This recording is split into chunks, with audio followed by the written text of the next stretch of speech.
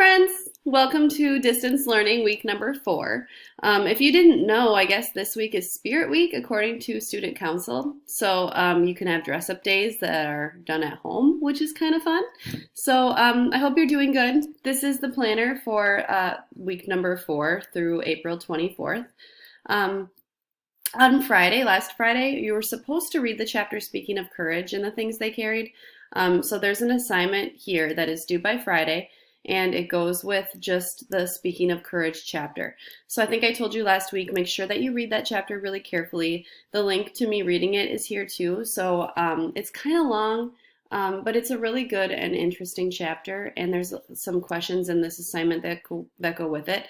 And in order to do this assignment well, you're going to have to explain your answers very carefully in complete sentences. I really want you to explain what you think about this chapter and really think about what it means.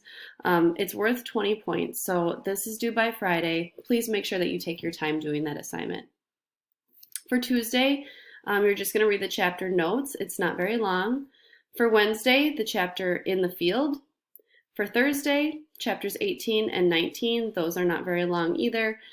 For Friday, there is nothing for you to do. All you have to do is make sure that you've turned in this Speaking of Courage assignment by Friday. So basically just one assignment and then reading a few chapters. That's it. That's all I got for you.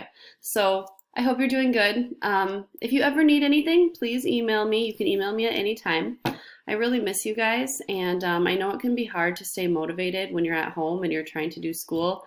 Trust me, there are days when I really just don't feel the motivation because there's not like people around me that I care about to talk to about school, and I don't know.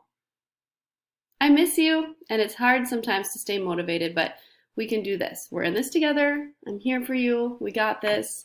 I hope you have a really great week, and I will talk to you soon.